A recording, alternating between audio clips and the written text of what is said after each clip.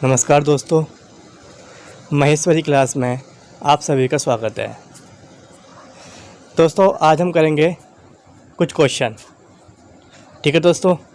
तो दोस्तों पहला क्वेश्चन है, व्यष्टि अर्थशास्त्र और समष्टि अर्थशास्त्र शब्दों का निर्माण किसने किया था।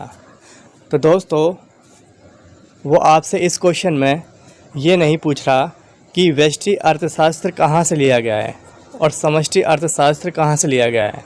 वो कह रहा है जो शब्द दिए गए हैं ये शब्द किसने दिए। तो दोस्तों ये शब्द दिए रैगनर फ्रिश ने, ठीक है दोस्तों। नेक्स्ट क्वेश्चन, दोस्तों उसी क्वेश्चन को उसने घुमा के पूछ लिया। उसने कहा 1933 में अर्थशास्त्र में दोस्तों माइक्रो को बोलते हैं व्यष्टि और दोस्तों मैक्रो को बोलते हैं समष्टि। तो दोस्तों क्वेश्चन उसने घुमा के पूछा। इस बार उसने कहा कि 1933 में अर्थशास्त्र में माइक्रो और मैक्रो शब्द का प्रयोग सबसे पहले किसने किया था। तो दोस्तों इसका आंसर भी क्या होगा, रैगनर फ्रिश। दोस्तों नेक्स्ट क्वेश्चन है, सूक्ष्म अर्थशास्त्र का संबंध किससे है। सूक्ष्म का मतलब होता है दोस्तों माइक्रो। तो दोस्तों मैंने आपको पढ़ाया था, इसका करेक्ट आंसर क्या होगा, व्यक्तिगत यूनिट। दोस्तों नेक्स्ट क्वेश्चन है, निम्नलिखित में से किस अर्थशास्त्री को अर्थशास्त्र का जनक कहा जाता है। दोस्तों पढ़ाया मैंने आपको, एडम स्मिथ। नेक्स्ट क्वेश्चन, किसने कहा था अर्थशास्त्र धन का विज्ञान है। दोस्तों मैंने आपको बताया था एडम स्मिथ की एक बुक आई थी 1776 में, the wealth of the nation. तो दोस्तों ये किसने कहा कि अर्थशास्त्र धन का विज्ञान है। तो दोस्तों एडम स्मिथ ने। अगला क्वेश्चन है दोस्तों, कौटिल्य के अर्थशास्त्र का संबंध क्या है। दोस्तों कौटिल्य ने अर्थशास्त्र संबंधी एक बुक लिखी थी जो दोस्तों किससे संबंधित थी, वो दोस्तों संबंधित थी राजनीतिक शासन कला से।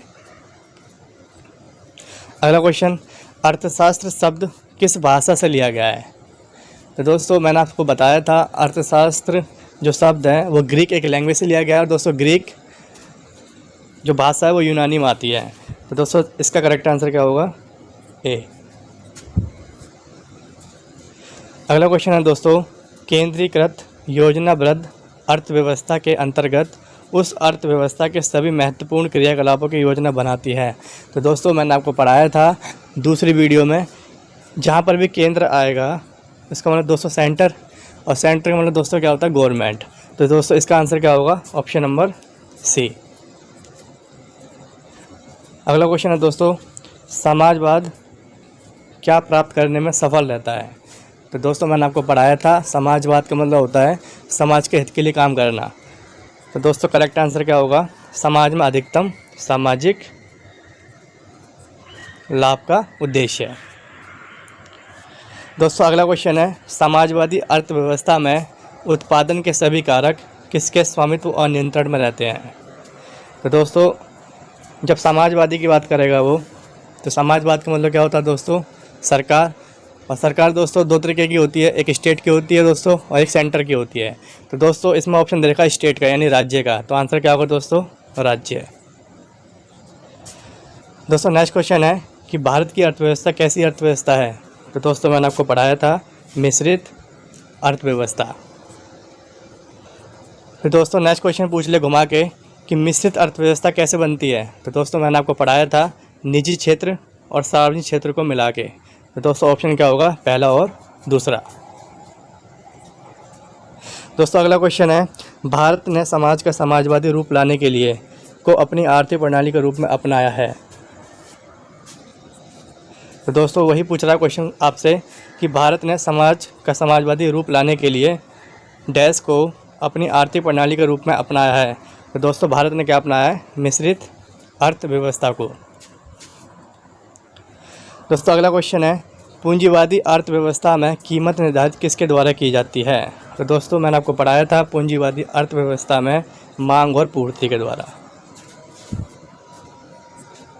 दोस्तों रखो और निकालो निम्न में से किसकी नीति है। दोस्तों मैंने आपको एक कंसेप्ट पढ़ाया था पूंजीवादी अर्थव्यवस्था का, और दोस्तों पूंजीवादी अर्थव्यवस्था में मैंने आपको बताया था जिसमें निजी लोगों का अधिकार होता है। तो दोस्तों निजी लोगों का अधिकार होगा तो दोस्तों पैसा ये अपने पास रखेंगे और निकालेंगे।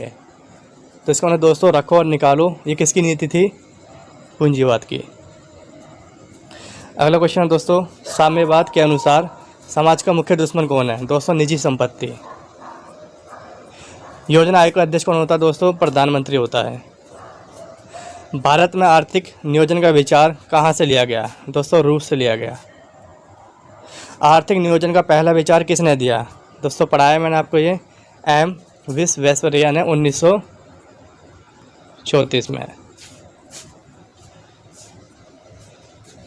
दोस्तों अगला क्वेश्चन है, सर्वोदय योजना किसने प्रस्तुत की? तो दोस्तों जयप्रकाश नारायण है। ठीक है दोस्तों, तो दोस्तों ये 20 क्वेश्चन थे जितना मैंने आपको पढ़ाया उसके बिहाफ पर, ये आपके लिए प्रैक्टिस थी। दोस्तों आगे जैसे जैसे मैं आपको यूनिट पढ़ाऊँगा, चैप्टर पढ़ाऊँगा, आगे चैप्टर पर ऐसे ही पढ़ेंगे, चैप्टर पढ़ेंगे, उसके बाद दोस्तों क्वेश्चन लगाएंगे। ठीक है दोस्तों, तो दोस्तों आज के लिए इतना ही। नेक्स्ट वीडियो में पढ़ते हैं नेक्स्ट चैप्टर। थैंक यू दोस्तों।